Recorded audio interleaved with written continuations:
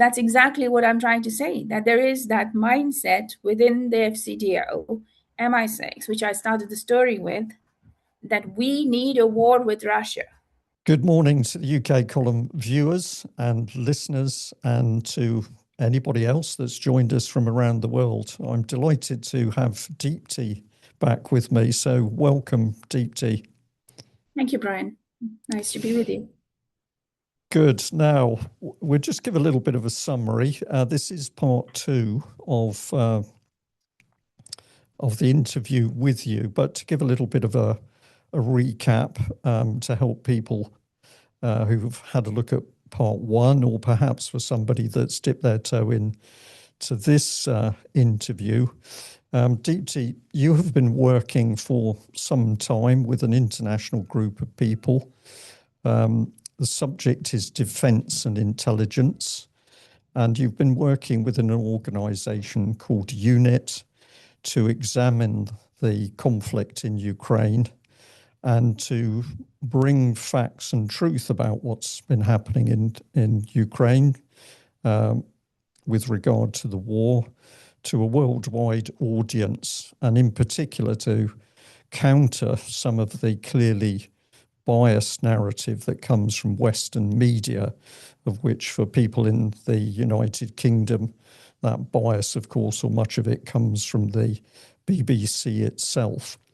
And what I'd like to do today is to get your opinion about the conflict in Ukraine, so that we can really dig into some subjects that don't get covered, certainly in the Western media. And I will add to that for the audience that the key objective of you and your group, alongside getting out the truth as to what's been happening in Ukraine, is to try and bring that conflict to a close. And this is a very, very important objective.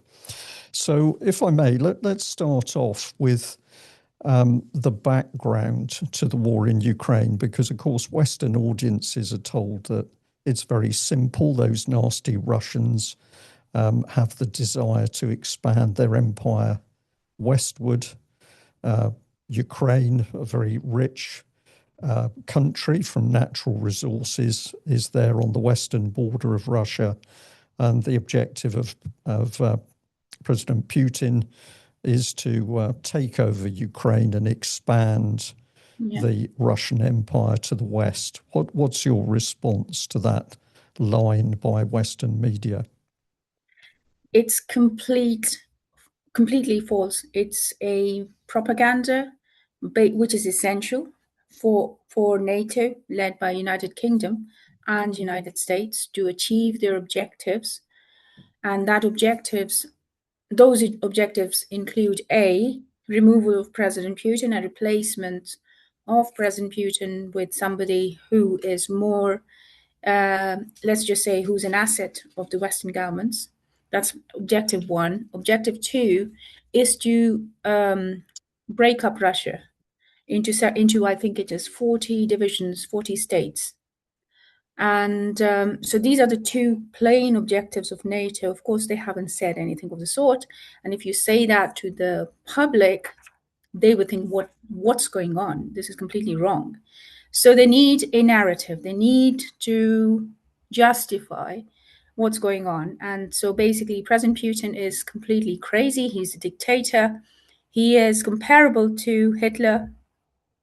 And and yes, one day he wakes up and he wants Ukraine. Second day he'll wake up and he'll want Finland or Estonia or Latvia. And he's such an unreasonable dictator that he suppresses any voice within Russia, and certainly doesn't heed to anything that is being put forward by the West. So that's the primer. Like when you paint the walls of your house, you first have to eradicate all the previous stains and you put the primer on. So that's the primer. And so the key word, and this is very important, it's military psychology or psyops, is to use unprovoked invasion, full-scale invasion. So two sets of words. One is unprovoked and the other is full-scale invasion. Both of them are complete and utter lies. But they do the magic. They do the magic in the sense that if you talk to, and let's say, about 80% of the British population would go ahead with this, would completely swallow this narrative. Whereas the reality is that the war was entirely planned by Britain and the United States. I'm saying Britain and the United States first because of a reason. So when President Putin started the SMO, he had no option. Basically, what had been happening was they had, in 2021, end of 2021, there was a complete breakdown of talks between NATO and Russia. And the talks were being led in the front by United States, of course, but in the back were the British. So basically pulling the strings were the British. And what had happened was, and which you can see on the imageries, on the 18th of January, Britain started supplying Ukraine with arms and ammunition. So you can see the RAF planes landing into Kiev, bringing in all sorts of ammunitions, and the NATO army advancing to the front near Donbass. So you can actually see NATO. This isn't fantasy. You can actually see satellite data, and you can actually see how Poland, Germany, France, United States, but majority of that was British and US and Polish, how they're bringing in the arms into Ukraine and creating a front just off Donbass area. So they were actually preparing to invade Donbass militarily. So Donbass is a territory of Ukraine. So why would they invade Donbass? It's not that they're, why would they do that to their own people all of a sudden? So that's not all of a sudden. The war in Donbass has been going on for the last 10 years, 12 years. So, so it's not something new. So this was obviously picked up by the Russians, and they have sterling ground intelligence base in Ukraine. People in Ukraine who are, who are a part of that culture, or they're talking about it. They can hear it. That okay, there are plans of such plans going on. So they obviously feed the data into Russia, and they're concerned. And Russia knows there are these talks of a military move into Donbass. Now, upon analysis, what it feels to us is that this entire thing was a way to trigger an action to be taken by Russia. So essentially, it could have been a PSYOP as well, a very high-level PSYOP where military actions were, were actually possible. So basically, it was either way Russia would have reacted. It would have had no choice but to enter into a conflict on that front. But how did it arrive at that stage? It came to that stage because since 2014, in 2014, there was an incident called the Maidan incidents. And in 2014, the democratically elected president of Ukraine was overthrown by a NATO-led entity. So we can put names on it, but it was a very complex operation, which was once again, in the front was the United States, in the back was the United Kingdom. So people would have heard the names of John McCain, of Victoria Nuland, etc., planning the overthrow of the democratically elected president at that time, Yanukovych. And that ended up actually in a series of killings or civil war sort of a situation. But this isn't some random civil war. So this was aimed at targeting ethnic Russians. And there's a speech of President Poroshenko after that, where he's openly asking for eradication of Russian children, or suppression of Russian children, saying, don't quote me on the exact words, but we can provide that clip where he's actually saying that our children, meaning the Ukrainian children, will go to school, they'll have kindergartens, they'll have sunlight, but their children will sit in the basement with nothing because that's what they deserve. So this is the president of a nation talk, on national television, on all sorts of articles. He's actually promoting what can only be called as a Nazi ideology. So he is the head there. And now, who is Poroshenko? Poroshenko is a US asset. He's working hand in hand with the United States, with CIA agents telling him exactly what to say, what to do, and so on and so forth. So essentially, it's the coup in Kiev was orchestrated in the front by United States, who are working very much hand in hand and very much so dominatingly by on the instructions of the British.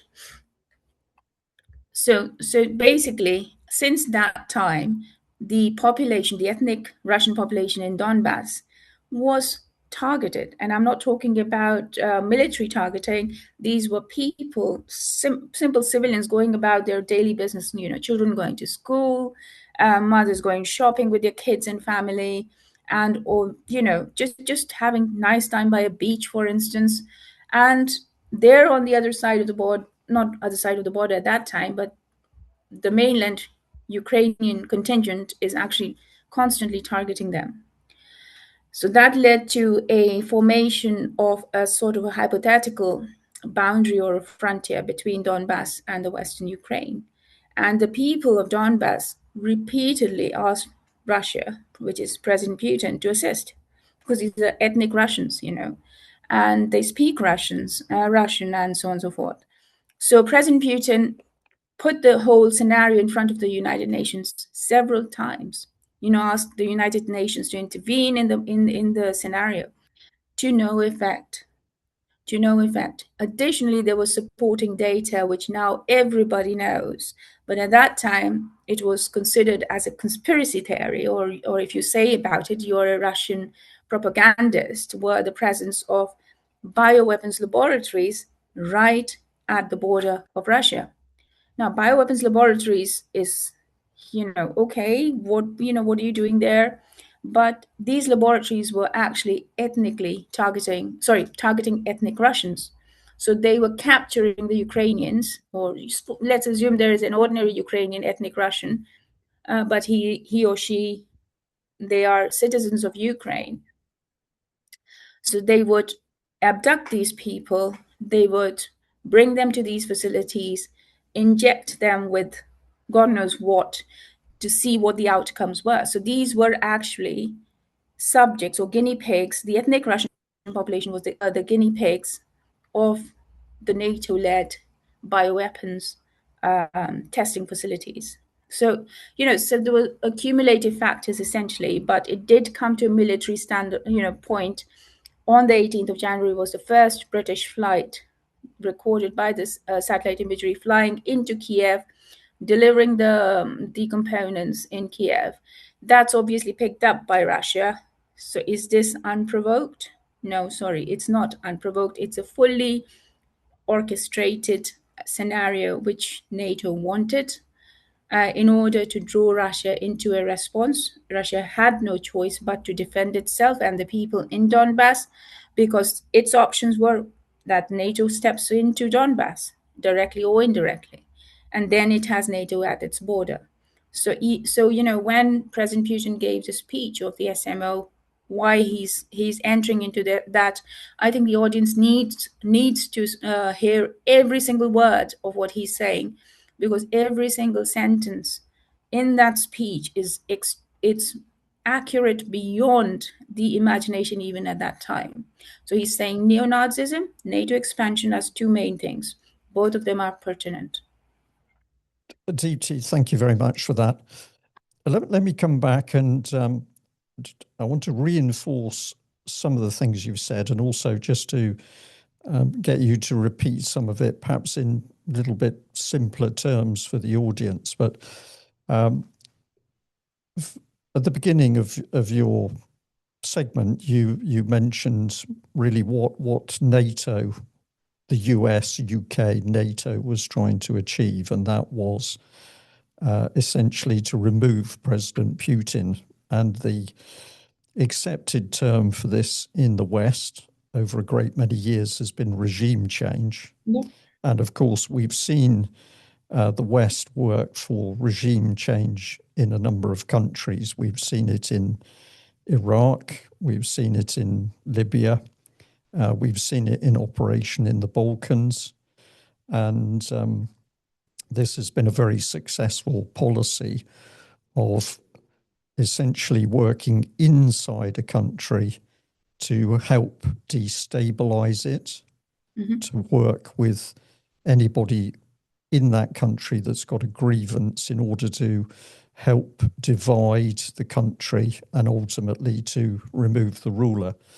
And one of the things that I must certainly mention is that UK column revealed many years ago that the BBC's own charity called BBC Media Action had boasted, one of the project managers, a lady called Juliet Harkin, boasted on record that the BBC Media Action had been working inside Syria to work with those who essentially wanted regime change to assist them in what they were doing. So this was the charitable arm of the BBC working inside a foreign country to help destabilize and remove the legitimate head of that country, Assad being the gentleman in that case. So when you talk about the West wanting regime change inside Russia, this isn't a fantasy claim because it's Russia. This is something which the West has got a clear track record of doing to countries. And why does it want to do these? Why does it want to achieve regime change? Well, normally it's so that the country is taken over and then can be stripped of its assets, of which, of course, oil is often the key asset that's under consideration, but it can be to do with strategic position in the world. Syria would fall into that case, as Syria occupies a very important geographical position in the world. So I want to just come back and emphasize this, but can I just get you to say a little bit more about really the history in Ukraine, because the Western audience isn't really thinking in terms of history in the same way that people in Ukraine and Russia think of the history, because of course there was such horrific violence during the Second World War, and the casualties on the Eastern Front are still beyond most people in the West. So I think the United Kingdom suffered about 385,000 people killed in the Second World War, whereas, of course, for the Russians, we are talking somewhere around 30, 32, 34 million, including the military and civilians. And in that brutal fighting, the brutality was particularly significant between elements of the Ukrainians who'd been fighting with the Nazis, with the Wehrmacht on the Eastern Front. So much as we would like to think people have moved on since the Second World War, there's a lot of very vicious history which sits under the surface between Ukraine and Russia. Is that a reasonable summary? Yes, absolutely. And you've touched upon something that we really want the public to start understanding, because, when we talk about conflicts between nations, yes, the ultimate reason which we like to tell ourselves, and which is founded in reality, is of course that this is to divide a country and then basically get over the strategic reserves, essentially, as you put it. I was of the same, well, not really, but I was of the same understand. I thought, okay, yes, that probably makes sense in terms of the ultimate goal or the end game in relation to Russia. So, but now, and this is me 1 year from last year. Essentially, I'm just thinking, okay, not everything fits into this. There's something more to it. At the same time, I'm having data sets from within Ukraine and here in Europe, especially Britain and United States, which is signaling that there's much more story to this, and it's all coming back to World War I and World War II, especially World War II, and it's been a very uncomfortable discovery that when we talk about Nazism, we automatically think, okay, we've got bad German entities against Jews. Well, what we omit to understand is that actually the major focus was against the Eastern Europeans, essentially the Slavic entities. And this is something somehow it's omitted from when we're talking about World War II and the atrocities that were committed at that time. People are not told that actually they were directed at the Soviet Union or the population of eastern flank of Europe, and a significant part of it, and a big part role was played by the Ukrainian Nazis. Now today, these elements are being decorated in form of heroes inside Ukraine.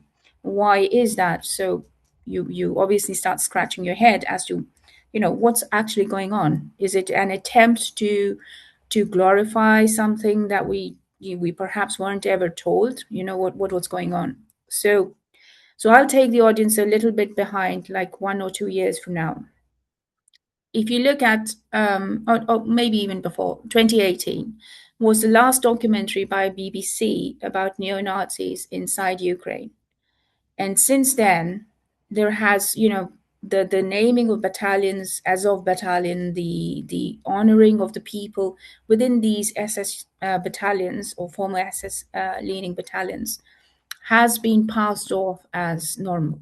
So, like, people should actually understand that these people are fighting for the independence of their country. Well and good, that's all okay. But what is the ideology of these entities? And there is a name called Andrei Belitsky. Andrei Belitsky has openly stated that this war, which is whose first, or no, now we are in the second phase of this. There are meant to be 5 stages of this war. We're now at the end of the second phase. Andrei Belitsky says that this war is the final battle which would see the comeback of the white supremacists, white races. And he is an ardent follower of Hitler, of all the Nazi ideologies, especially to do with Ukraine, essentially. So, and this gentleman or this man is leading one of the commanding units in Ukraine. So early on in the SMO, we are hearing news or reports which are then ground verified of the horrific crimes committed by especially these battalions against ordinary civilians who are Russians, and which I have spoken about this in the conference. I mean, the granularity of it is unimaginable. Crimes against pregnant women, crimes against elderly and children. Then you think about it with the lens of, well, this is a war going on. Do the Russians commit the same atrocities? I have to say yes. There are contingent within Russian groups, Russian army, that are also accused of having committed atrocities. And I've been to Ukraine, and I can vouch for the fact that there are. I came across villages and witnesses who have emotionally told what has happened to their villages. So, okay, fine, we've got both sides, but what is actually happening? What's happening is that the targeting is only towards either side. It's on the Russian Slavic community. So where's this coming from? Now I take you back to World War II. Just before the World War II had 2 years prior to World War II finishing in 1943 or something like that, or even 1942, there are heads within the FCDO here, the Foreign Office here, and the MI6, who are pondering as to what's going to happen to their position, their income after the war. And I'm not talking about in layman's term or just extrapolating or thinking about it. No, there are names, there are specific names.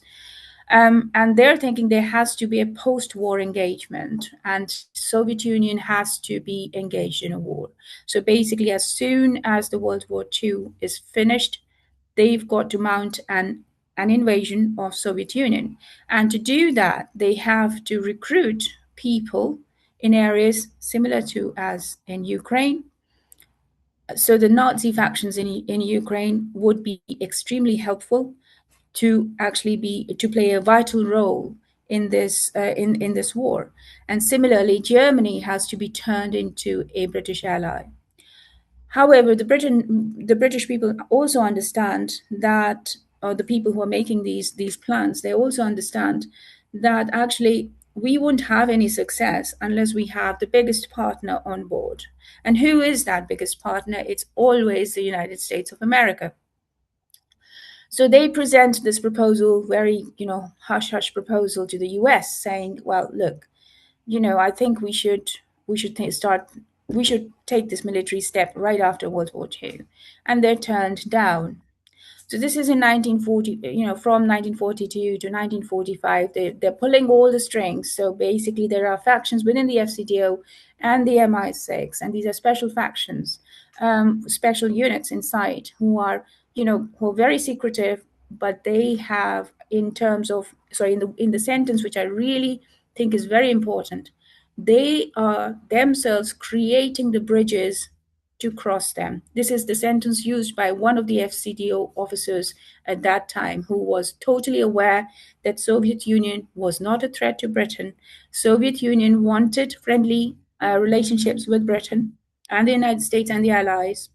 And in his words, it is that the British want a war with the Soviet Union, and they're presenting it as a contingency that Soviet Union can become an enemy at one stage, but they have no supporting evidence for that.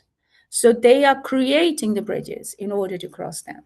So I think that sentence is extremely important, and that that just summarizes the sentiment or within this PHP unit and other units of the FCDO and MI6.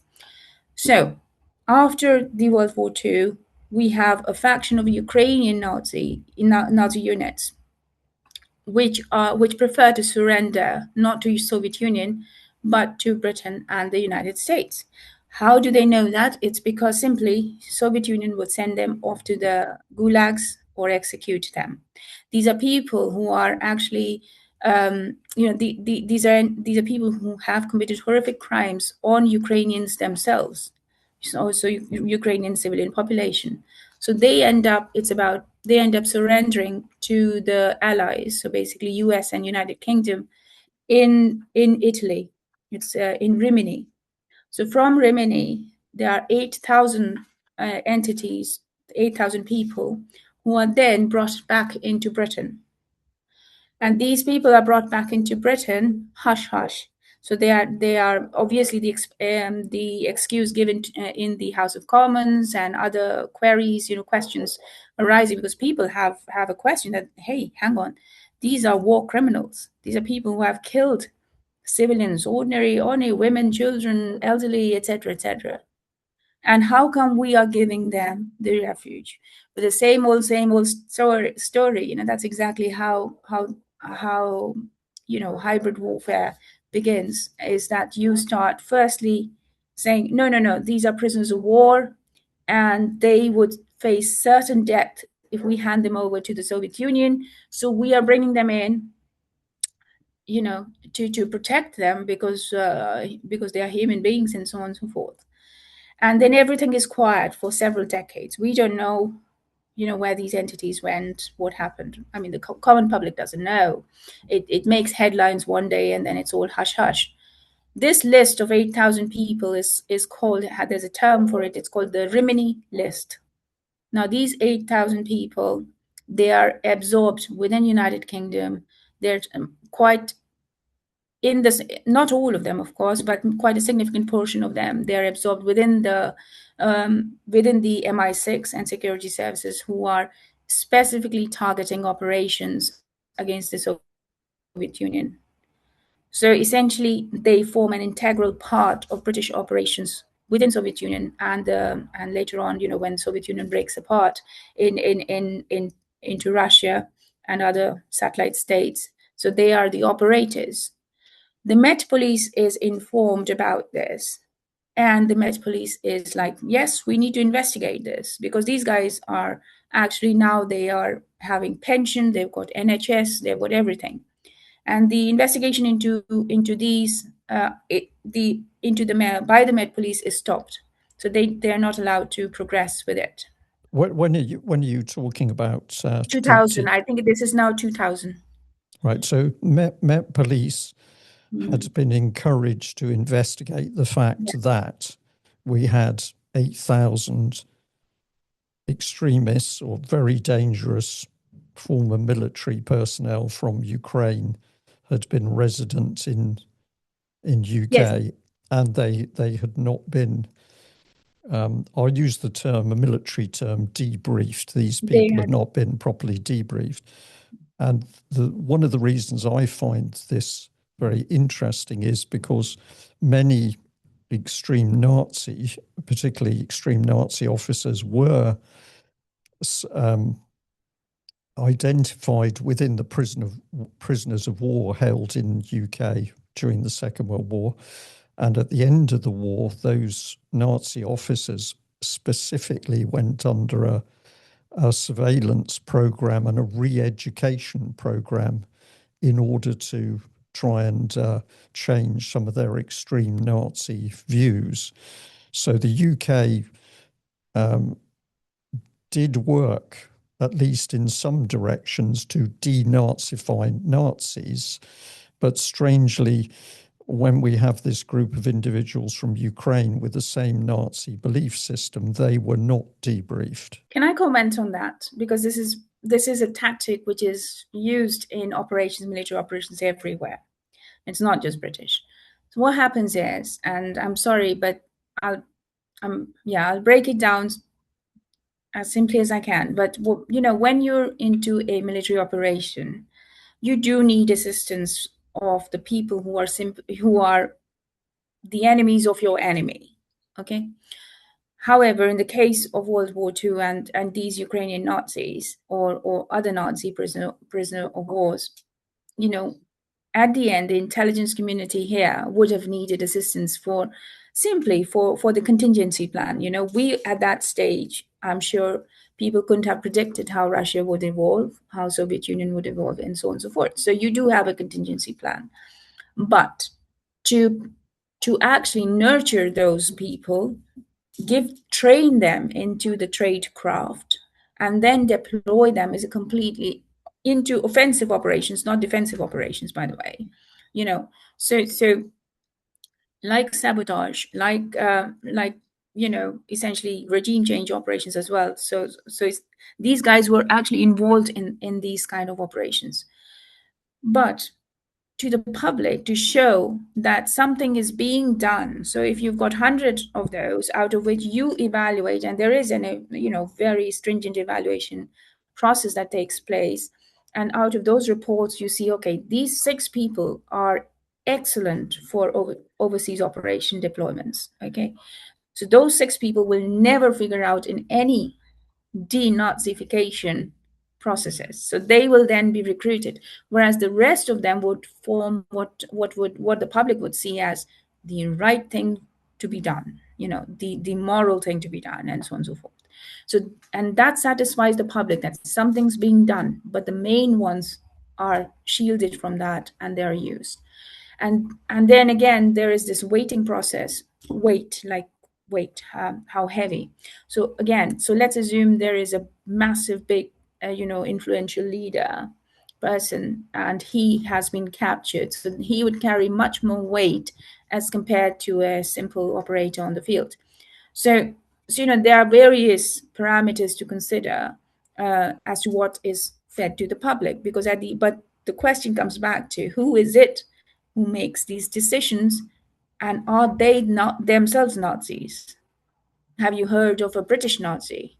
So in our evaluation, what we've understood is the thought processes through which the British policies in Ukraine have been dictated since 1943 and 42 can only be classified as British Nazi ideologies. And these are British Nazis holding the prime offices from Churchill times till now. And because the US turned down their Operation Unthinkable proposal in 1945 or roundabouts at that time, Right. they then started recruiting strategic pathways to subduing Russia or Soviet Union.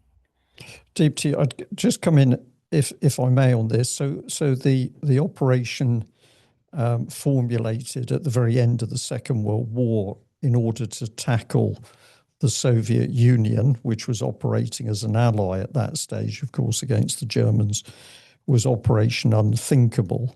And Yes. Churchill was extremely enthusiastic about this idea of turning the remains of the German army and employing the German army alongside the Western allies in order to attack the Soviet Union and the Soviet Union troops inside Western Europe in order to roll the borders of the West back towards the East. The irony being that essentially the plan sounded very much like Operation Barbarossa, which It was, yes. the Germans had already unleashed against the Soviet Union.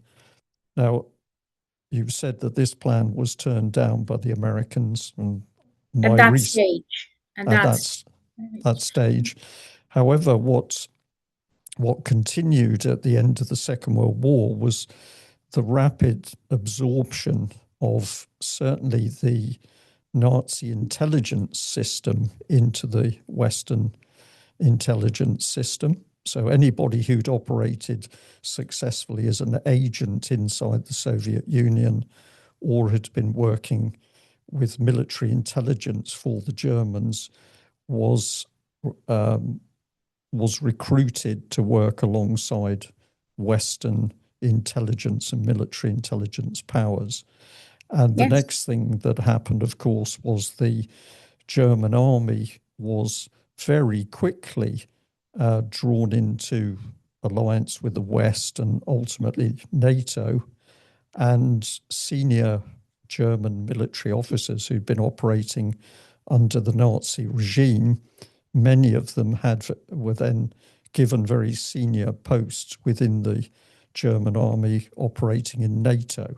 Exactly. So the historical path showing that it's not as clear as the public were told at the end of the Second World War. And I'll No. just add one more thing, which is something I only learnt probably about 5 or 6 years ago, was that at the end of the Second World War, at the time, Churchill wanted to attack Russia on the basis that the Soviet Union would continue to move westwards in Western Europe. The Russians moved, I think it was about 2.4 million troops from the western border all the way across Russia in order to clear Yes. the remains of the Japanese army out of Manchuria. So as Churchill was alleging that the Russians were lining up to continue their advance westward, to take over the rest of Germany and to move into France, they were actually withdrawing millions of troops in order to deal with the remnants of the Japanese army in China, which they did successfully Yeah. in a very interesting military operation. So the truth is there in history, but of course, Western audiences have only been told part of the truth. Yes, Brian, what you said just now, can you see the similarity in the narrative that Russia is going to take over all of Europe? That is the narrative we've been given since 2022, when at that stage Russia was really wanting talks with NATO and to resolve it. And that's the same narrative that Churchill put forward. So one can easily understand, and the people within the FCDO and MI6 themselves were saying that this is all balderdash. that there was no supporting evidence at all, and that Stalin had actually wanted to work together with the Allies. So, in fact, the British were the ones who were saying that for intelligence sharing, for instance, they said that we won't be sharing any intelligence with the Soviet Union unless they share something of equal value with us. Now, take that and compare it with what happened in Crocus 2022. Do you know strategically the NATO intelligence or British and American intelligence, they withheld intelligence of a terrorist attack in Crocus, which they themselves were linked with, until the last minute.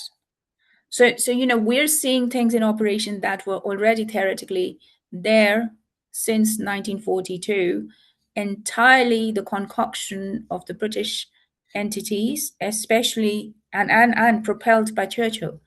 So one has to really think with their heads on their shoulder that we as Britain here, we barely know what is actually going on. And I think it's time. And when what really gets to me emotionally is this, and this is what drove me to be involved in this whole subject, is the loss of so many people, millions, thousands of British entities, of course, but across the world, millions of people who fought against Nazis in the Second World War and the first one, First and Second World War. And then, these people, they end up standing in front of an epitaph or putting the wreaths down by Starmer, by Macron, by Biden, etc., on Remembrance Day, wearing a poppy, when they are the very ones concocting lies and pushing a third world war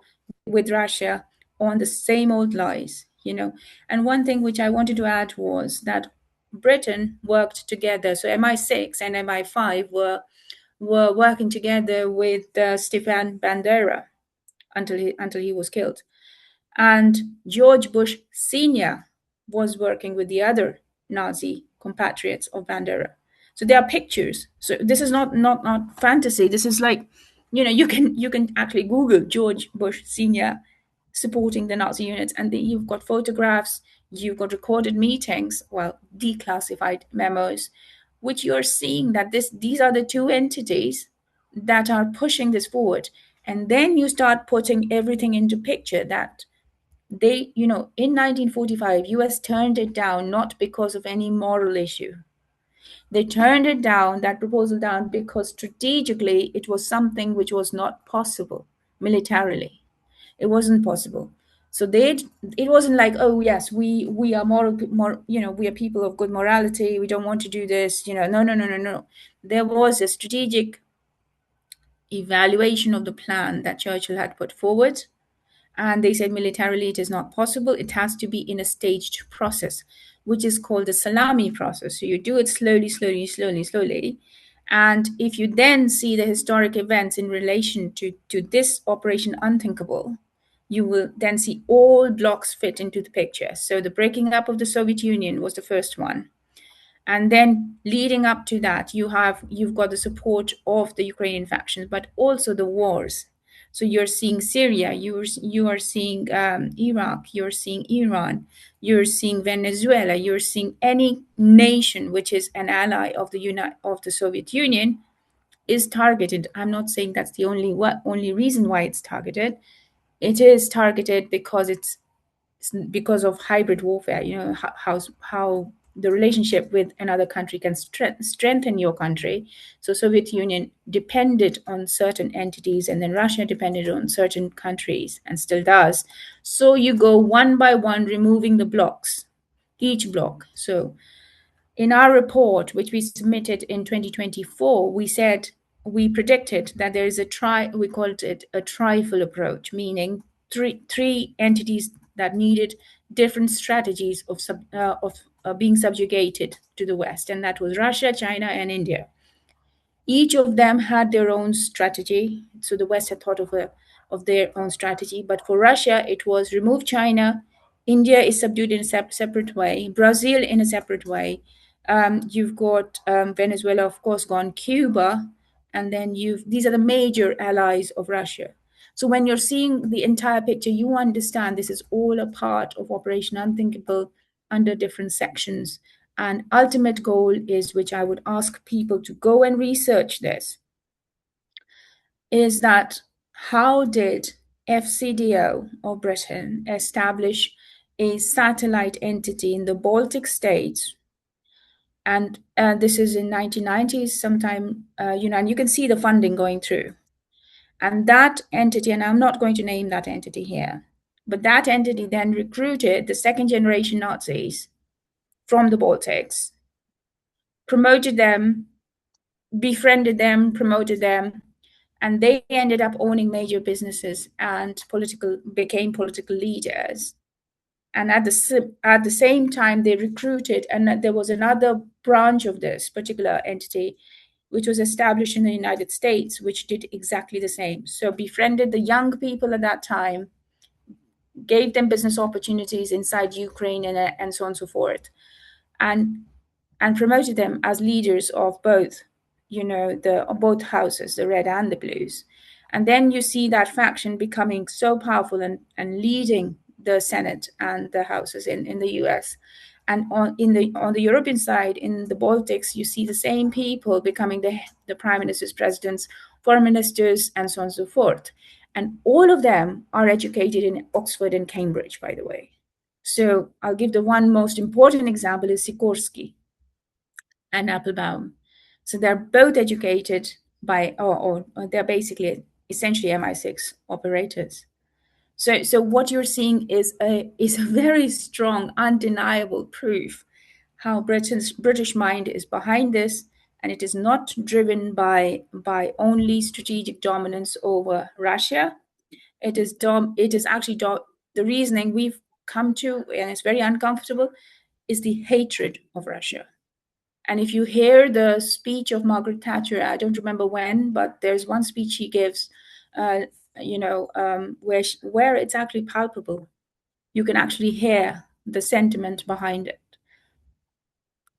This is a very important point, and agree it's a point which many people in this country just don't appreciate. I remember when Theresa May was speaking out about Ukraine and calmly discussing all the assets of Ukraine, whether it was the wheat and the food production or it was minerals. And in the UK column reporting, we used black humour, but we identified her speech as Operation Barbarossa II. It was very clear to us that there was this underlying aggression and also greed for the assets. So I think you raise a particularly good point for that. And the other person that comes into my mind is, of course, Boris Johnson, because at a time when there was a possibility of peace in Ukraine and the Istanbul peace talks were underway, it was Boris Johnson that I would say almost worked single-handedly to make sure that those peace talks failed. Yeah, no, we've got a lot on that bit, because that's one of our central part of data that we hope the public is able to understand how dangerous these people are. And so what had happened was, so when you say that, when you hear in the news that, oh well, Russia was thrown back, like pushed back in 2022, in between February and March, that's not the truth. The truth is that I think the failing point for Russia at that point had been, until now, has been that it has hoped for dialogue. And I can say that because I was involved in the process, one-to-one, I was involved in the process. So they'd hoped that there would be suitable entities within Britain who would want to understand and have a dialogue with them. And similarly, they had hoped the same for the United States.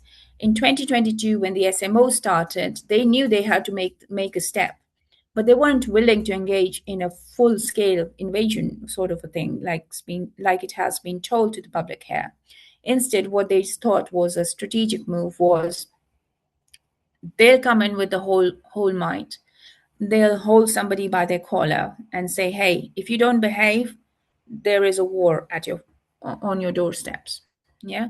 So that was what they did. So they came in down from Belarus down to Kiev, took all the entire area while the talks were going on. So in the talks there was, and there was word that, okay, yes, there is something productive which can come out of this.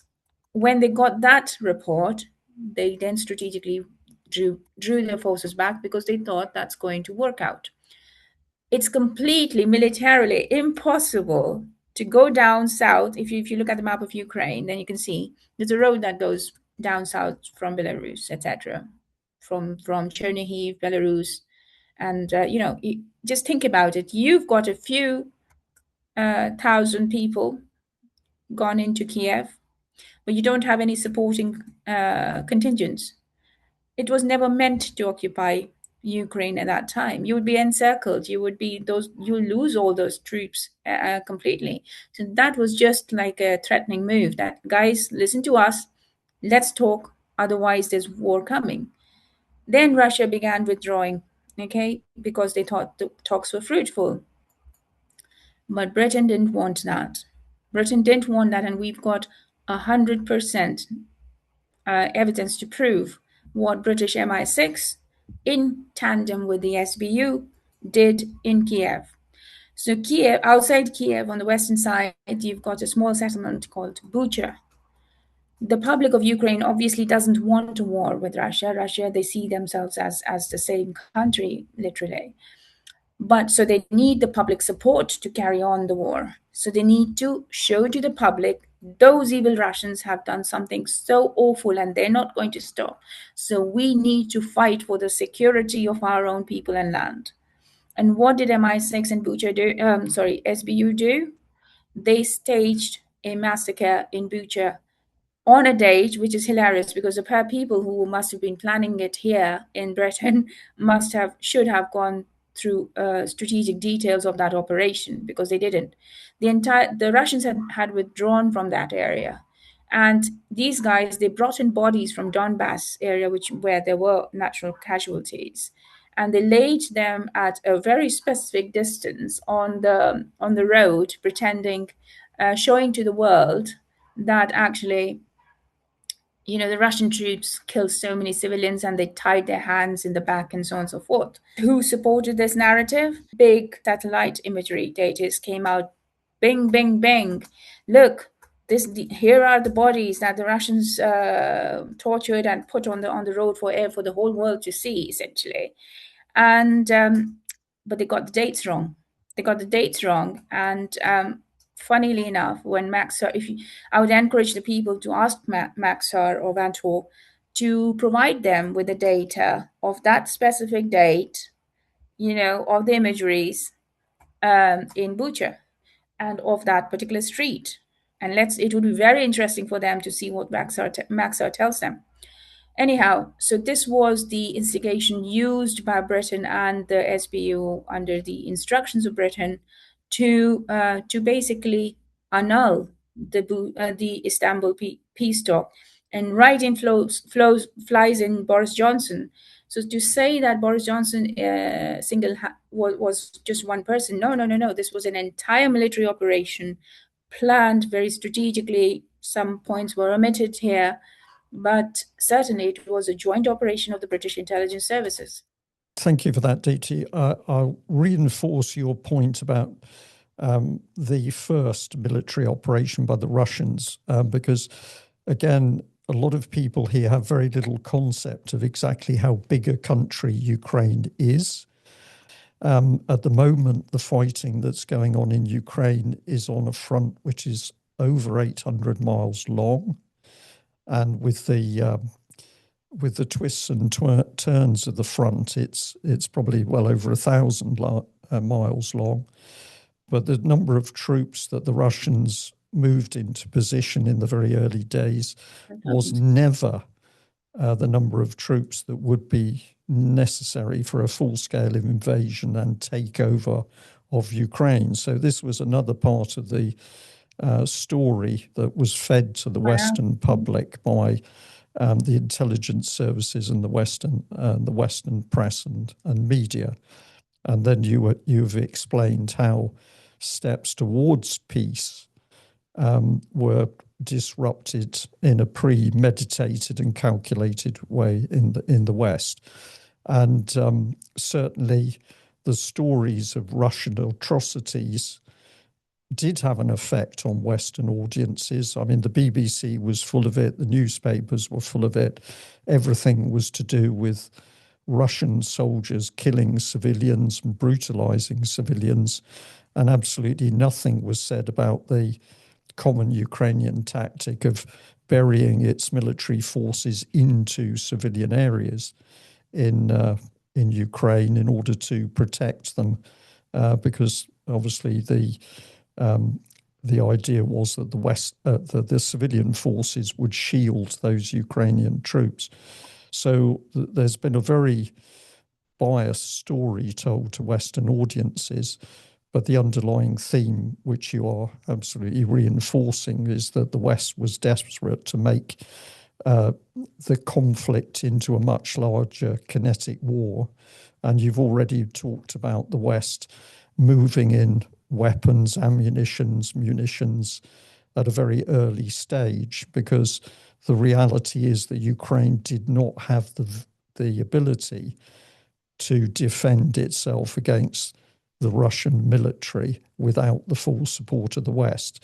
So that Western intervention with munitions at a very early stage was critical to the war expanding. Yeah, Brian, you know what? I think the most important thing in all this is that, the veterans here in Britain, they need to understand what's going on, and they need to be able to ask questions as to because in our simplistic view, we are being used as part of a Nazi operation. Simple. There aren't any two ways about it. And this is immoral to every degree. And I think any good British person or a European person or American person, once they understand what is actually behind all this, will be able to connect the dots and will truly question and needs to truly question what we as people and our kids and our resources, everything, the sacrifices which we are being asked to make. For what? There's a serious question here, for what? And big entities and schools, colleges and universities and organizations, they need to actually be held responsible as to why information is so censored and skewed to the pupils.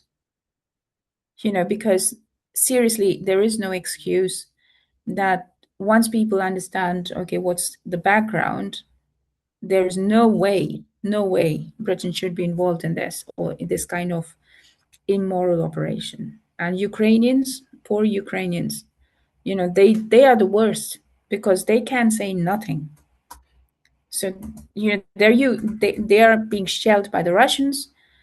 They are being used by UK, US, NATO, and certainly they are under threat by their own administration. Deepti, this is a very good point, because consistently comments from both politicians in the United Kingdom, but also in America, those politicians have talked about the war and the prosecution of the war in that it's to be fought to the last Ukrainian. Exactly. The Western politicians, European, United Kingdom, United States, simply do not care what the casualties are on the Ukrainian side. And I'm emphasizing the Ukrainian side first because allegedly we're supporting the Ukrainians. We are friends with Ukrainians. But everything the West is doing indicates that they are happy for the entire male population of Ukraine to be slaughtered. And they are actively working at the moment to help the Ukrainian authorities lever out not only young men, but middle-aged men who've sought refuge in Europe away from the conflict. They are working hand in glove now with the European Union, and I'm sure Britain is involved in this, to get those men out of sanctuary in Europe and back into the conflict. Because, of course, at the moment, the reality is that Ukraine is losing. And one of the reasons that Ukraine is losing is because they simply cannot put enough men into the battlefield in order to sustain the casualties that they're experiencing. So this is a very brutal war. And perhaps I can ask you, because I'm interested in what your response is. Do you actually know what the casualties are on the Ukrainian side at the moment? Yeah, they are far more than what you've been told. Casualties on either side or any side is a military kept secret. And I'm not privy to that. I would be quoting somebody else. And again, that would be, that would be their analyses.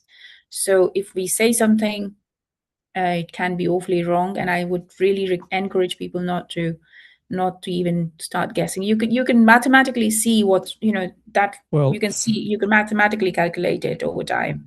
But yes, it's way more than what normal people would even assume. It's way more than a million that's being told. Now, the other thing which I want people to really, really try and plug this into what we were talking about Nazism before, and how I started this thing was people are not, the emphasis has always been the atrocities on Jewish population for World War II. The emphasis has not been in ordinary textbooks as to how many the war against the Slavs. Okay, the Hitler's obsession with eradicating Slavic populations in these areas, and then plug that into the US DoD bioweapons program, which was specifically targeting ethnic Slavic Russians and the Caucasians. What is this we are seeing is that across the border, who is dying are the Slavic people. So the truth is far more than strategic dominance for resources. The truth is undeniably, and I'm not asserting something because of my conviction. It's because when you see 6 or more data points, it's difficult to refute that. It's difficult to refute that actually it's the Ukrainians and the Russians who are dying. It's difficult to refute the fact that when you blow up Chernobyl or Zaporizhia or Khmelnytsky, you're actually targeting a certain section of that population. Well, you're talking Yes, nuclear yes, industry yes, there. yes. And certainly the hand in hand with the bioweapons. Okay, so it's not, I wouldn't want to think about it, but sorry, the sun is shining outside. It's hard for me to say that it's night, So when you have 6 or more data points and added to it our human intelligence data point, which of course we won't be talking about here, you are looking at the re-emergence, like the Empire strikes back sort of thing, again clubbed into what Andrei Belitsky openly decorated by the British and the European Union. And then you plug in certain other things. One, you had open ovation for an SS officer in the Canadian Parliament a couple of years ago, 2 years ago or 1 year ago, I don't remember. Then you have got open ovation and ceremonies for SS officers in Brussels. And then you have got the reinstatement or honoring of Melnik, an SS entity in Ukraine, because of which now we're seeing Polish and Ukrainian ties being slightly under strain. So and added to that are international operations outside Ukraine that the Ukrainian Nazis are doing, supported by whom? Under the guidance and tutelage of British and American operators abroad, outside. So,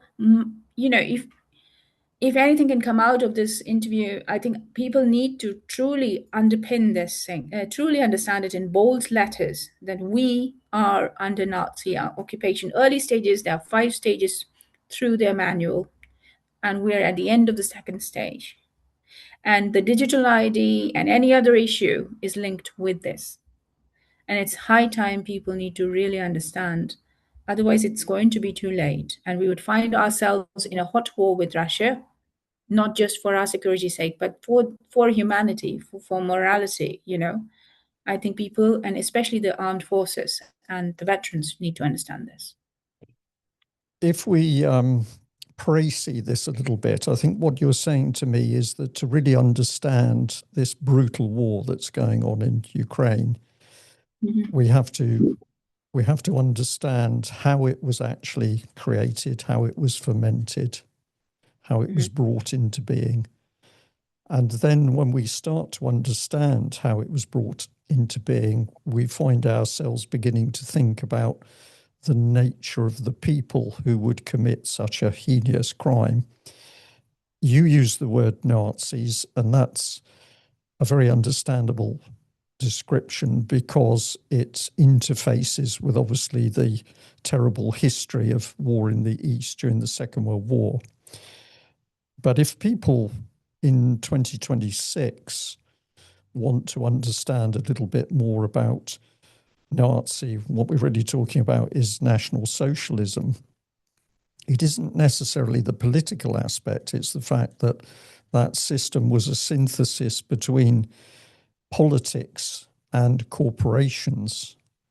That was the brutality of the organisation. And I'll let you come back because you might not agree with all this, but when I look at what is running the world at the moment, and particularly when we see the United Kingdom change from not a perfect, but at least a working democracy that has historically looked after its people, we now see that the United Kingdom is overwhelmingly being run by a partnership between government and very big business in all sorts of areas, whether it's pharmaceutical, whether it's the military industrial complex, whether it's communications and telecommunications, or indeed agriculture and the replacement of agriculture with so-called food produced in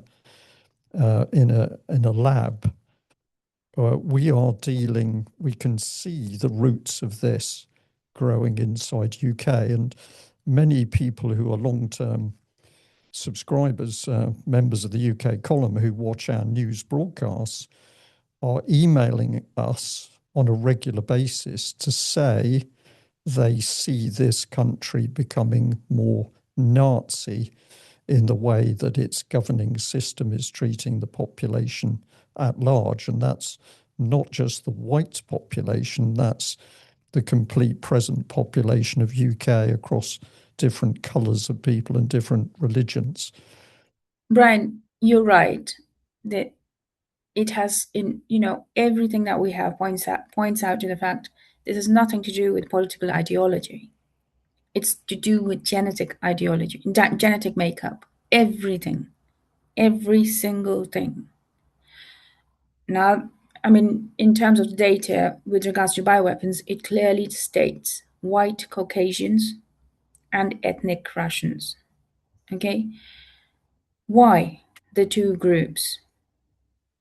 The two groups, because these are, in our understanding, again, we don't have supporting data for it, but we're trying to interpret it by comparison with the other issues.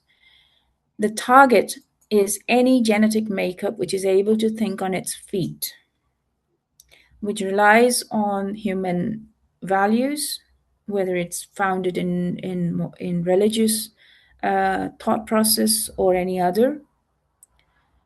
There is a certain genetic makeup, and these are extensive, NATO experiments, you can call it, where you can see people who think on their feet and use their brains are different.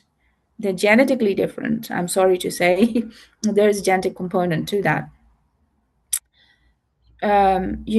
Than other sects of populations. Similarly, people resistant to certain things would have a slightly different makeup. So believe it or not, when I'm using a word Nazi, there is a reason for that, because Nazi ideologies were founded based on on ethnicity, on the genetic makeup. And when I'm using that term, there's a real reason, and it's okay. It's dominatingly, right now in the context of Russia and Ukraine, it's targeting the Slavs or Slavic people.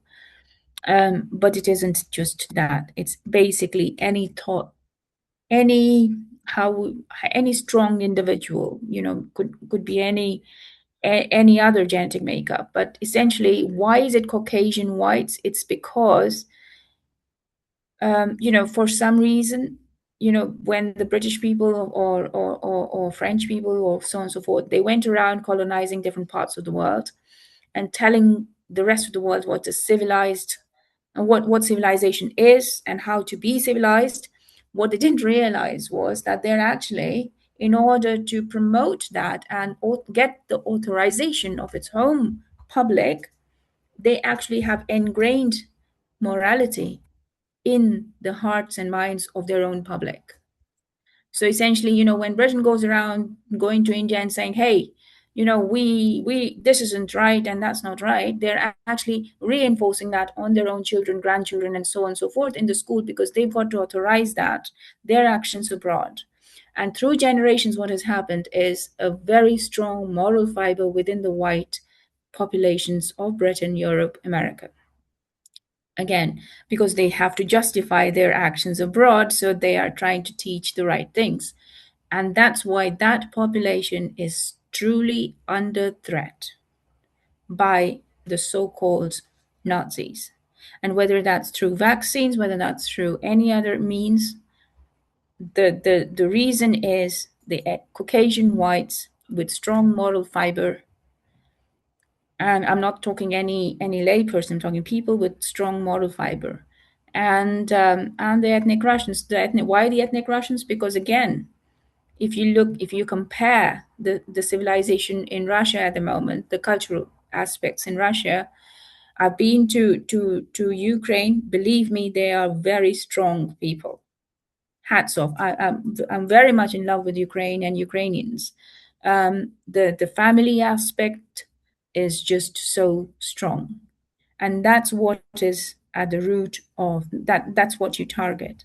So that's why the Eastern European cultures have always, or countries have always been targeted, because they do need to erode that thing.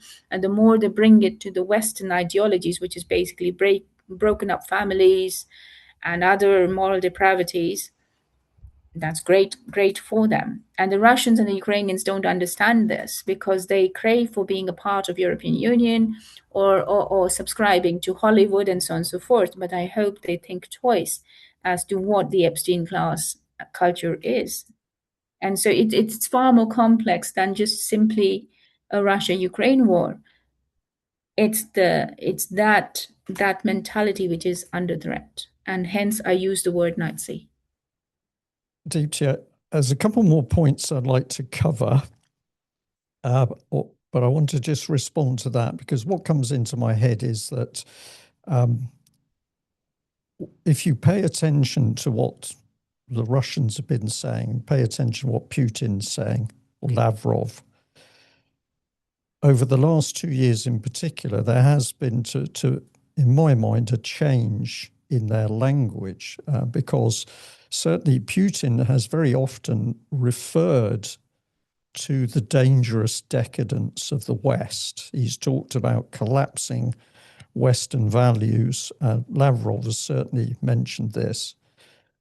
And I have felt on several occasions it's as though the Russians are absolutely seeing the rot at the heart of Western civilization, of which Epstein gave us a glimpse. It wasn't only about the abuse of young women and children in his circuit. He was also working with international bankers to do extreme damage to populations by control and manipulation of the money supply system.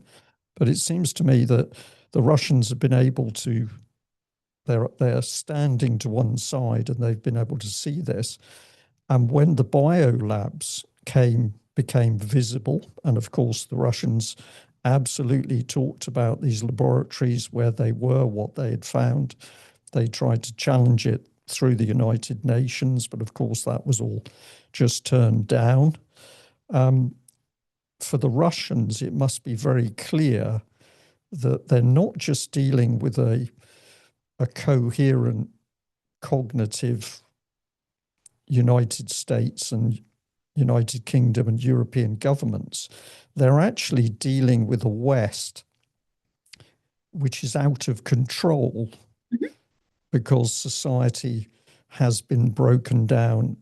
Government, constitutional issues, law and order has been broken down in a very malicious way to the level which you've just intimated is designed to break apart families and, in fact, individuals, because we live in a West where we apparently don't know what a woman is, or a man can pretend to be a woman.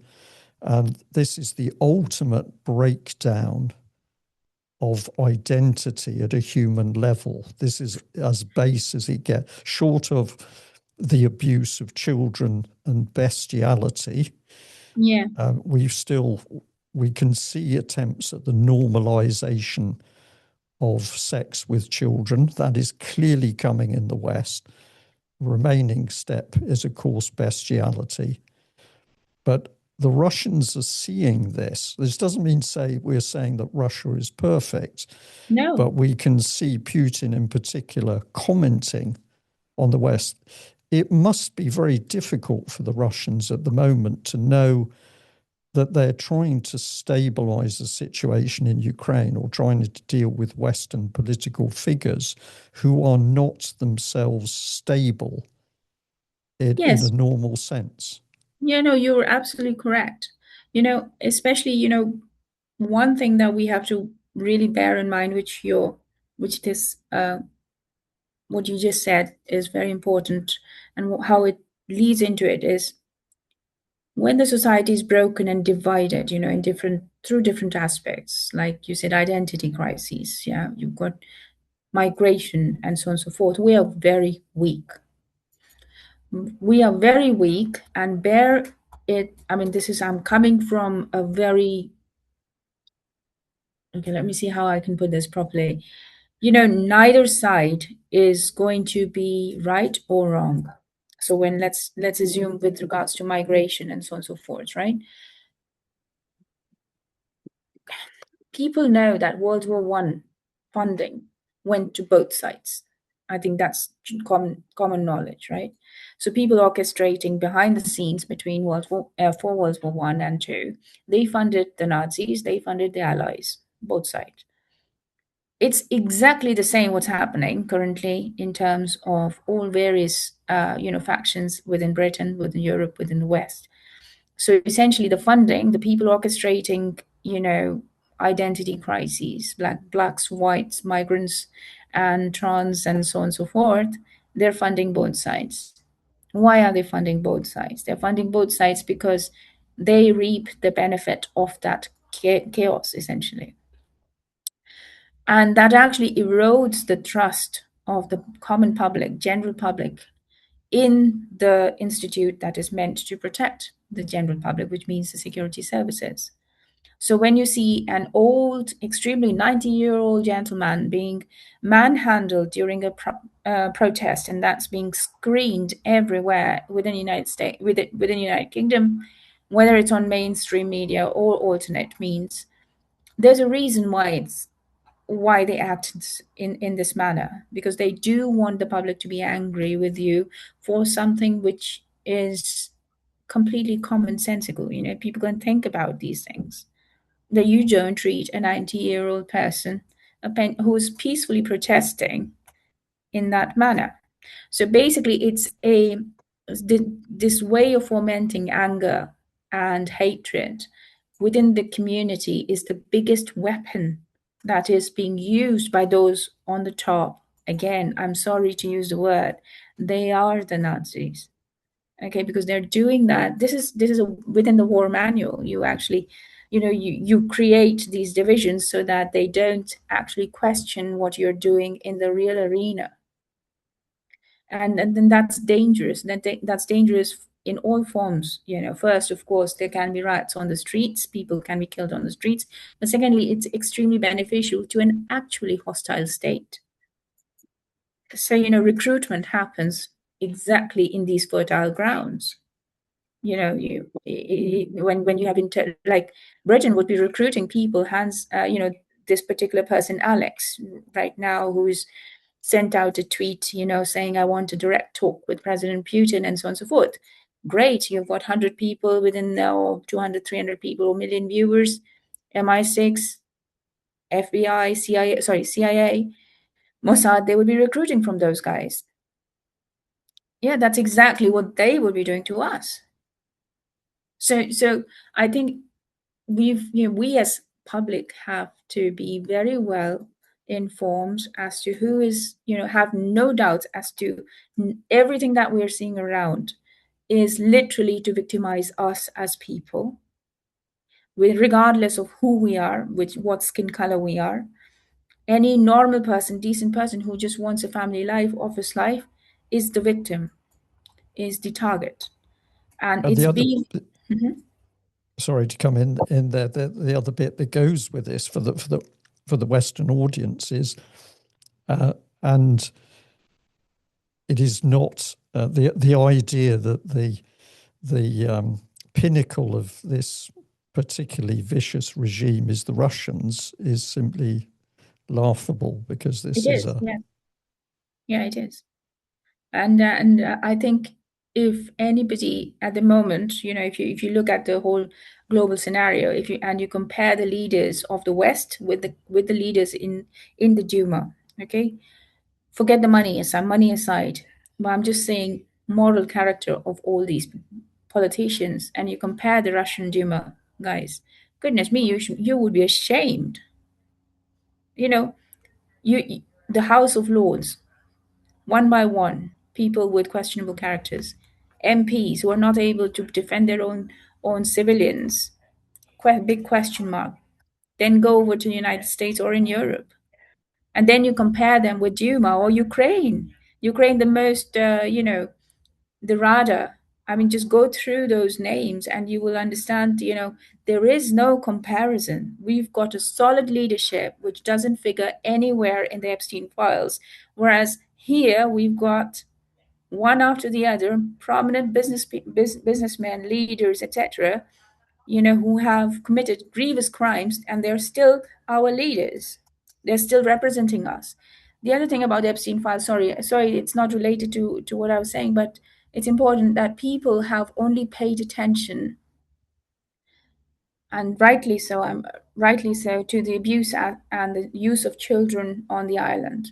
I would encourage the people to also understand, to also research the medical experiments on these islands, on not just children but girls and so on and so forth. And this is a very, very important factor. And now, linking something to the Russian side, nobody in the Western media has paid attention to the liaison between Epstein, Bill Gates.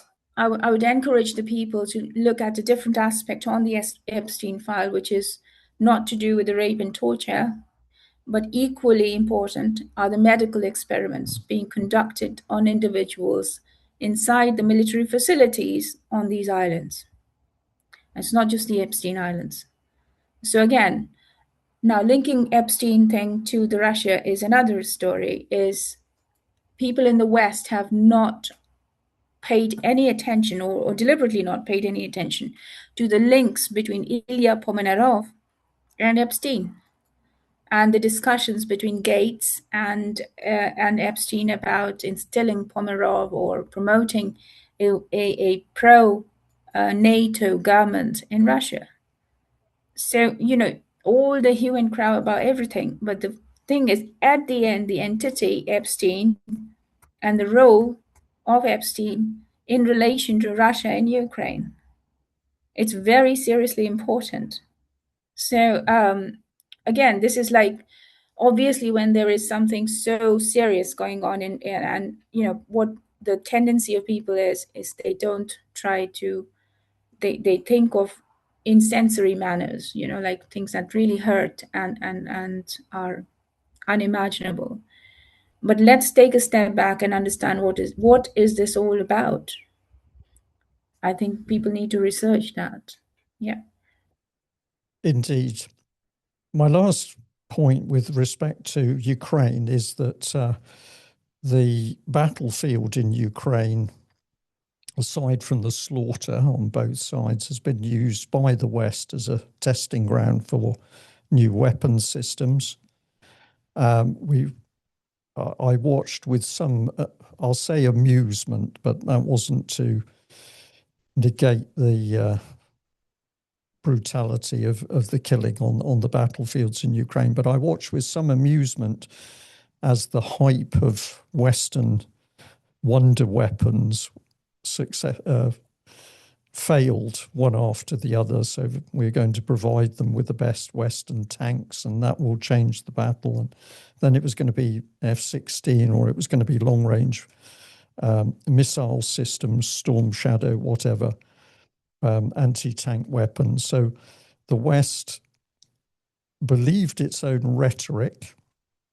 I call this the Top Gun scenario, where we had the point where, to my mind, US naval aviators began to think in terms of Top Gun, the movie. They'd lost touch with reality and they saw themselves through the Top Gun story. But the West thought that it was going to pump in its wonder weapons, and that was going to give Ukrainians the wherewithal to defeat the Russians.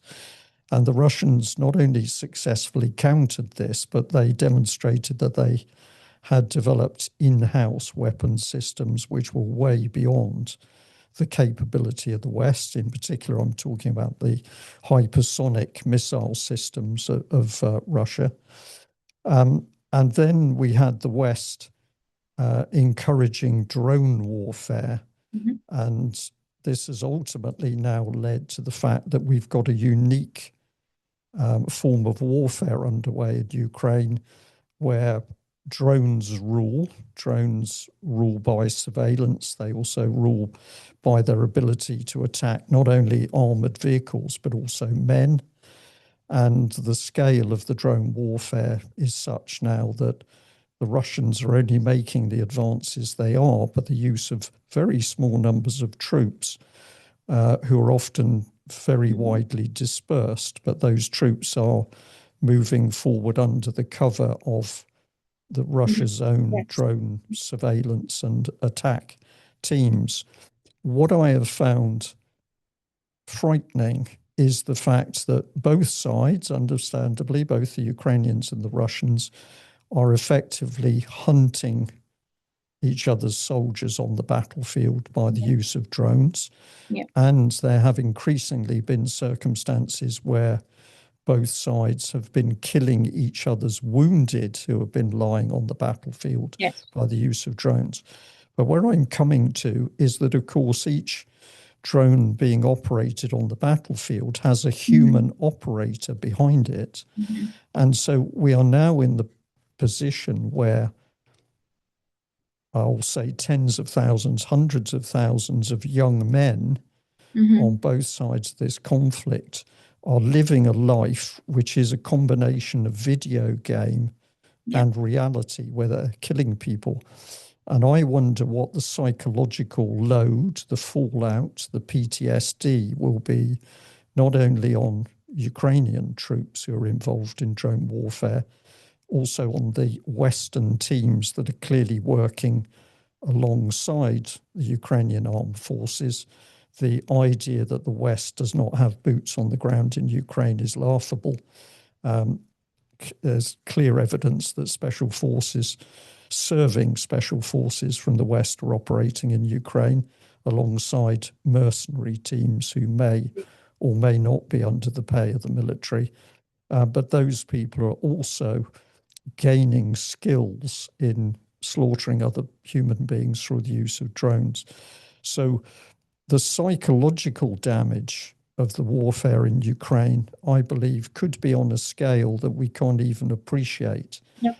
And ultimately, these young people, including certainly on the Ukrainian side, significant numbers of women, are going to be brought back into peacetime populations. Very good question. And we do not know how stable their mindset is going to be. Maybe they're going to suffer psychological mental breakdown as a result of PTSD through their killing of other human beings as a drone operator. Or maybe we're going to see a psychopathic tendency of these people killing other human beings when the conflict is actually over. And of course, the West at the moment is boasting of not only its ability to pump cheap drones into Ukraine, it's also boasting now of its ability to give Ukraine long-range ability to take the conflict into Russian homeland territory. So this is not only a very brutal war, there's some aspects of it that I think are truly horrific because we don't know where they lead to. Horrific and long-lasting. So I'll begin with this. This is extremely important evaluation, Brian, and only you can, I mean, it's incredible you've thought to that depth and been able to explain it to the public. It's very, very important. So of course it's a brutal war. So when I was in Ukraine, there was a data set I produced which was ranking, which was basically on the age of the people and the mentality factor on the y-axis. And what you could see is the more extreme psychological traits were shown by the age group, which was younger than 45 years. So these were, and then you think 45 years minus 10 years since when the active operation from after Maidan. So, from slightly before Maidan coup. So these were the young recruits from that time onwards that have now come and become as, young politicians or business leaders, yes, and they are extreme in their outlooks. And why are they extreme? Because entities like UK Aid, and again, direct links with the FCDO, has been running education programs inside Ukraine that have made heroes of Bandera and the likes. So these entities, so what happens is there's an education program which receives, and this is all on the FCDO website, you can see how it's funded, yeah? So again, as always, the same 10,000 grand for a small trip to Ukraine of a particular teacher or professor from the King's College London to go and give a lecture in Donbass. And when that person is giving a lecture, the audience is full of people who are very young at that age, yes? But now, today, they have become the leaders of who are basically propelling this Nazi ideology.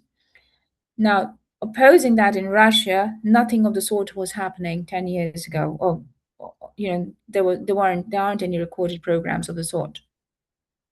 Russia was actively engaging with Donetsk and Lugansk and trying to have positive relationships. So now when we have 35 to 45 or nearly 50 years old people who are extremists in their viewpoints, and they are now dispersed across Western Ukraine, leading education agencies, recruits, running summer camps where basically 10, young children from 7 to 13 years old are saying "Hail Hitler" or something of the sort, which is clearly a Nazi slogan. These people relish killing a Russian. They relish it. So these are some troops on the front would be these entities. Opposing side on Russia had to ramp up its process. So it's not that Russia wanted a war with Ukraine, and I'm not saying that because of anything else, except that Russia could only, it was an undesired situation for the Russian Federation to engage in this war. And every hallmark suggests that. So it wasn't recruiting and promoting this sort of thing. and neither is it doing now. For Russia, it is totally, or the Russians engaged in the process, they are defending their country. Whereas certain factions within Ukraine are not defending their country. In their mind, they are literally killing Russians. So there's a stark difference in the psychology. Now, the point that you made is that, after the war is finished, because it would be at one point or the other, and let's assume two scenarios. That the NATO objective of this war is to remove President Putin, that's A, but that has got two other outcomes. But let's focus on the second option, the second objective, which is a very clear objective of Britain and United States. It's not really France, etc., but Britain and United States, to break up Russia into 40 parts. So let's assume that scenario, that okay, the war's finished, Russia's broken up into 40 parts. Who are the people who are leading that part, those 40 fragments? They have already been chosen. The 40, their names are 40 names. Their passport has been chosen, how that passport would look like. Their currency has been chosen. And I'm not talking hypothetically, you can just go on the websites and just look at it. Now let's think about, so those are very much a Western thinking mentality, those people. Let's look at Ukraine. War's finished. Well, if you ask me militarily, Ukraine would cease to exist, to be honest, in its current form. But let's assume it is still there. And the people who would be succeeding would be the same people who are giving terroristic orders and collaborating in terrorist acts and have been brainwashed over the last 2 decades by the West. So there is no sympathy there. We are basically looking at handover to the to the generation essentially engaged in peace talks or diplomatic and relationship with Russia, who have the same hatred towards what they call Moscows, they call these people, the derogatory word. So basically, we're looking at, I mean, this is a very bleak scenario. We're looking at Ukraine and we're looking at 40 divisions of Russia, which are basically being headed by Nazi 2.2 leadership, because that's the mentality that has been fertilized and nurtured and grown by the orchestrating Nazi forces of United Kingdom and United States. Let's assume at a better scenario, which is militarily the scenario, the outcome that I see, and you may not agree with it, but this is only my personal evaluation, not unit evaluation. Militarily, the West would lose, meaning Ukraine would lose. The advances on the field that Russia has made in the last few months, in the midst of bombardment of Moscow, St. Petersburg, etc., is incredible. The pace at which Russia is advancing, forget anything beyond that. Critically, Russia has achieved its military objective when it began, like a part of its military objective, which is securing Donbass, and which is almost there, Zaporizhia, Lugansk. What's going to happen after that is essentially it will take the Novorossiya area. And then what I envisage with the consultation of my Finnish colleagues is that it would try to negotiate a settlement in terms of removal of entire Nazi factions from within Ukraine. And once it has done that, it would withdraw, not from Donbass and Lugansk, etc., but certain additional territories, because it doesn't have any interest in keeping hold of the Western Ukraine.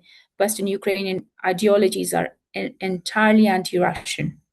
So that's how I envisage. But for the continent as a whole, in terms of Europe, it's a very bleak continent because we are seeing the survival of this ideology, and unless that's questioned, and who is going to question it? United Nations is not. In its current form, it's not. So it's the people. It's the people, like Tucker Carlson should be talking about this. Like Candace Owen should be talking about it.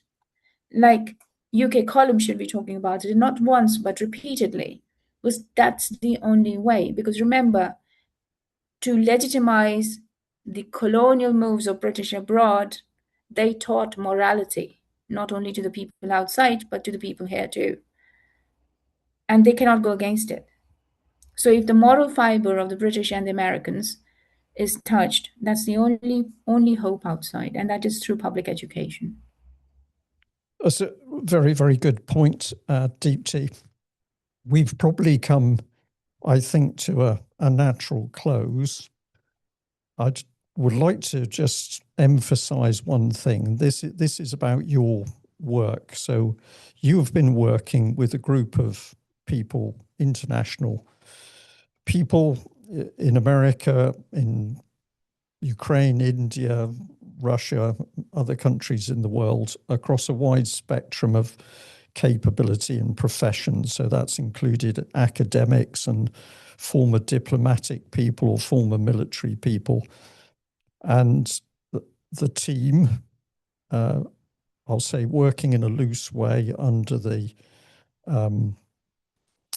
framework of UNIT, has been not only researching in a very deep and calculated way of the Ukrainian conflict origins, where it's heading, and the suffering that's come out of that conflict. But you've also been working in order to get the truth injected back into particularly Western societies to help bring this conflict to a close. And you are producing material at different levels. So some of it is, I'll say it's classified in as much as it stays within your own group, which is normal for any organization. But you have also, as an organization, released data to media organizations such as the UK column. And I have found that all of the reports that UNIT has been happy to share to be extremely well researched and informative, albeit that some of the material which has to be covered is very, very disturbing because, as you say, the brutality that it's not just taking place on the battlefield, the brutality against civilians that took place, particularly in the early stages of the conflict, where Ukrainians were targeting the ethnic Russians in the Donbass, simply horrific. Some of those images, very disturbing to look at, particularly as the result of the shelling of civilians, which was going on a regular basis. But where I'm coming to is that UNIT, you have been working with UNIT with the objective of bringing the truth out about the conflict and stopping the conflict. And that action has brought you into the spotlight of UK intelligence to the extent that you have been questioned. We talked about this, I know, in part one of our interview, but I think it's important to bring it back into focus, that your efforts with other people in different countries to stop a war has meant that you have been arrested, you've been interrogated by the United Kingdom intelligence services, you've been restricted to sleeping at your house, you have been warned off talking to a huge list of people who are ironically not promoting violence and conflict. Overwhelmingly, those people have been speaking out against conflict. But the British government, via the intelligence services here in this country, Britain, the United Kingdom, have said that you, Deepti, are so dangerous for trying to stop this conflict that you're going to have to sleep at your house, and that's been imposed on you for well over a year. And you are not to communicate with other human beings who might be naughty enough to want to also stop this conflict. This perverse persecution of you by the British government tells us a lot about the mindset of the government and its desire to keep this conflict going as long as possible. Indeed, absolutely. In the beginning, Brian, I was like, okay, it's a they might think of me as a security threat because they alleged that I'd got Landsat imageries on the computer, and that I'd liaised with the Russians with regards to F-16s. That don't forget. Anyhow, a whole list of things essentially, and so initially I thought, yes, of course, I'm a geologist. I've got Landsat imageries. I work with them. And certainly, there were some names they were concerned about that that they retrieved during the process of investigation. Well, certainly those were names that we were interested in and we are interested in. But there's a process that, okay, initially I was thinking that, yeah, go on, investigate me. You will find that I am genuinely concerned about the scenario. So that was in 2024. And, but now, no, the second time, like in 2025, when they arrested me, the timing one of that action was quite weird because it was within 1 week of when basically I was trying to get so the president's office in Russia, which is Kremlin, and the United States, the White House entity. So I was basically the middle person trying to liaise talks between the Kremlin and the White House. And that was like, hey, hang on, once again, you've got the evidence of what I'm doing. Is not something that I'm not trying to blow Britain apart. I'm not trying to target or kill people. Here I am trying to literally act in the essence of what is decency, a decent effort, so that two entities are able to talk and liaise and find solutions. Whatever it's without, it doesn't have anything to do with me in terms of what the outcome of those efforts are, as far as my efforts were sincere. By nationality, I am Indian. I've lived in Britain for over 2 decades. And I see this conflict as not just Russia and NATO, or NATO and Russia, but I see this conflict as having a very significant aspect of a nuclear end, and which sorry, I would like to talk about this bit, because all simulations come down to a nuclear end. When you plan a military operation, you're running simulations as to how things would progress. So if there is that end, I'm living in Britain. Of course, that's going to be a massive military target either way. United States wouldn't be. Similarly, my country, which is India, and I love my country, would be dragged into it in either direct or indirect way. And now we can see that it is. My duty as a human being in this is that, okay, God has given me access to Kremlin side and the White House side. I would like these two entities to be talking. So to put on the list and to stop that is an act which I would like these entities to try and explain. Similarly, my access to my colleague here in UK, Mr. Andrew Bridgen, who's a very good friend of mine and a colleague, the same thing. Why? Because we're sharing data with Mr. Bridgen. So these are entities. These are very well known. I mean, putting President Putin on the list. I mean, not that they would know that I've spoken to President Putin or his allies, or with President Trump, or Mr. Kennedy, for instance, or Scott Ritter. So or George Galloway, for instance. So they are, this is a criminal act. It's an act it's a crime, because I haven't done anything and these people haven't liaised in any way with me. And in the list are the names mixed with these names are the names of the people we were interested in and a part of my team. Not all the team, but scientific part of my team. So we cannot research. For instance, one big part of my work is to identify radioactive pollution, whether it's Russia, Ukraine, or it's Gaza or anywhere else. So, censoring all those people that I can't talk to them. So please kindly explain. So recently I wrote to them and say, hey, I need to talk to this person.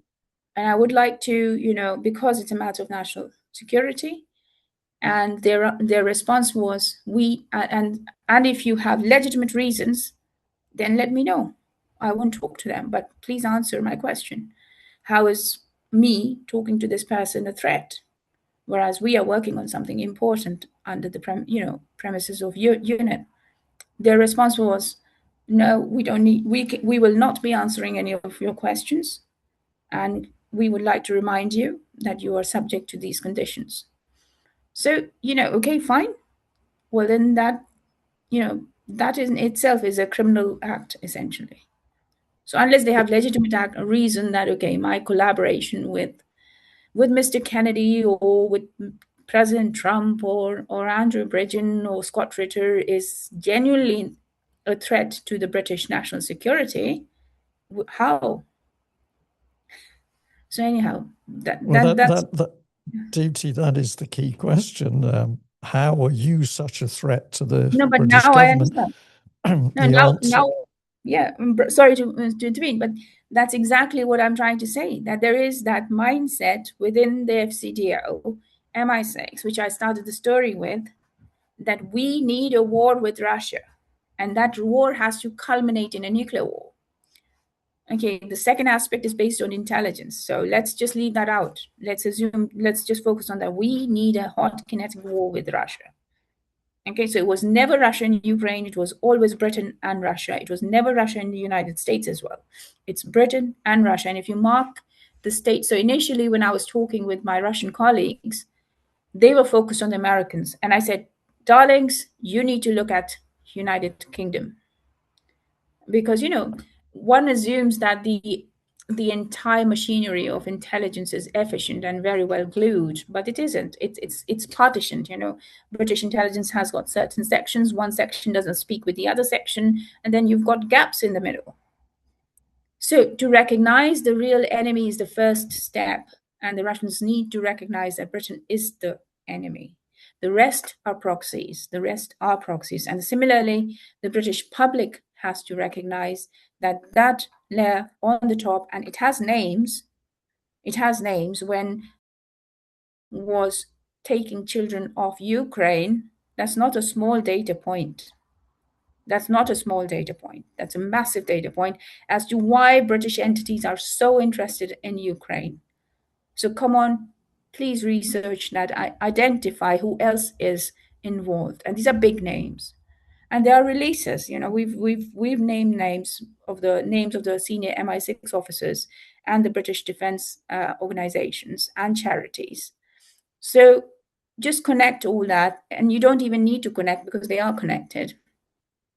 I think for British civilians and the public in general, it's extremely important to understand they are being dragged into a war, which is an immoral war, because the truth about this war is already out. If people think that the servers can entirely erase Tucker Carlson's interview with Putin or Candace Owens' recent visit to the to the SPIFE 2026 in St. Petersburg, then they're living in a la la land, because this time the truth is going to survive. Generations to come, whether it's British or American or European or anyone, would know the role the British entities played in this war and bringing about this war. So, what is the future for the monarchy? What is the future for that elite group? Nothing. They can suppress things through military rule and hence the digital ID and so on and so forth for a while. But at the end, these are the names on the list, the Rimini list number 2, which would include the British names, and then. So it's very important to understand the significance of this, the current actions of the British entities, whether it's towards me or towards others. Deepti, a really excellent summary there, because ultimately the battle is absolutely good and evil. And if we're going to win a battle, such a battle, it's beholden on every man and woman in the United Kingdom and indeed Western Europe worldwide to stand up for what's good as opposed to support what's evil. But I just want to, for the audience, reinforce your position that you have consistently worked with people in UK and overseas in order to get the truth out about this horrific war in Ukraine and to ultimately stop it. And that has brought you into conflict with the security services of the United Kingdom, SO15 as well.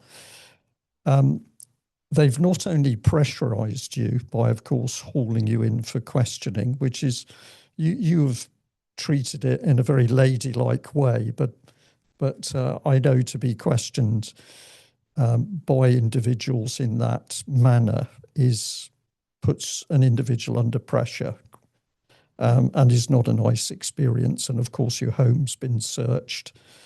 I'm not going to say how, but I think our audience also needs to know that the intelligence services of the United Kingdom were also prepared to use civilian organisations in order to threaten your family, which was something which didn't surprise me, because I know how these techniques are used against other families who have upset the state in some way in the United Kingdom. But the fact that this was used in combination with the United Kingdom intelligence and security services, essentially suppressing you, that they attack your family as well, is an indication of the rot at the very heart of the UK establishment. And I absolutely wanted to emphasise that. It's indicative of the fact that there's something so seriously wrong that people need to act. Indeed. Deepti, you know that I run a series called Gutsy Women, which is special recognition of all the women who've been standing up to counter the wrongs in our society. This is not a Gutsy Woman interview per se, but I want to say I'll put you in that bracket. So I'm going to thank you on behalf of the UK column, and hopefully the UK column audience, for all the work that you and your colleagues in UNIT have been doing.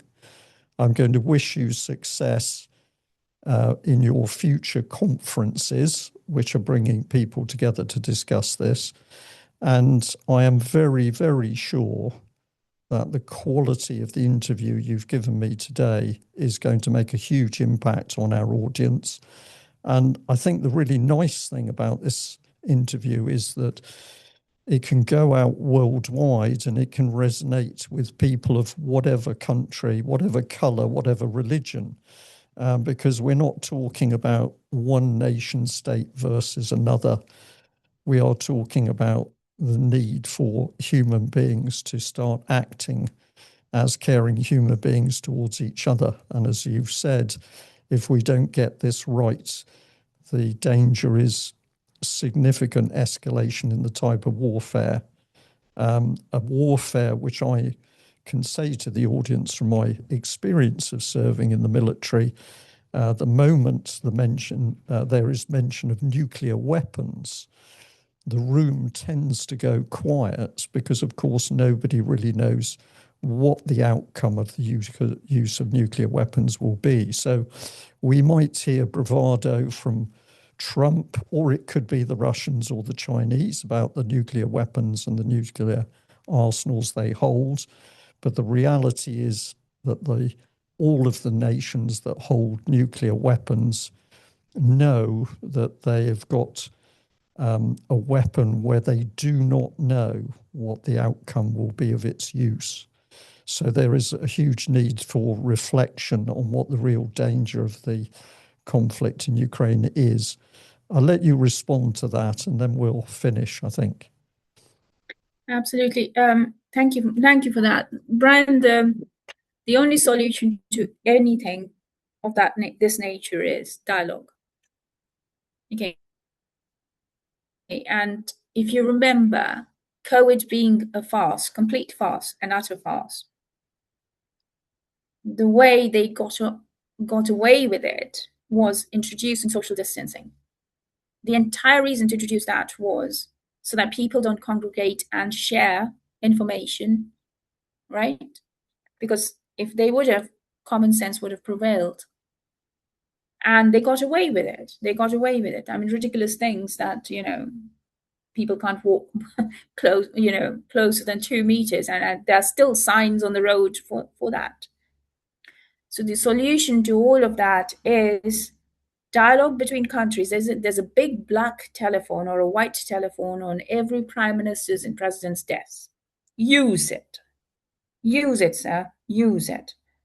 Okay. Similarly, there are telephones and mobile phones these days, and or social media. Talk to each other. There are ways you can talk to each other without the security services knowing. Use your brain, think outside the box. Once you talk to each other, I'm sure there will be a solution. But if you stop talking to each other, there wouldn't be. You would then be thinking things which are being fed to you. And I'm not talking about the general public right now. I'm talking about the leaders. These are things that are being fed to you by an array which has been formulated in a very specific way. How you end up with a morning brief on your desk. Who are those people who are giving those briefs? Come on, just pick up the phone and talk to each other. Yeah. Deepti, spot on. What a wonderful place to end. So I'm going to say to you, thank you so much for joining me today. Thank you. It's been really excellent. I'm sure that we will have more things to talk about. But once again, huge thank you to you and to all of the people working within and alongside UNIT for the work they're doing to protect humanity. Thank you very much. Thank you, Brian. Thank you so much.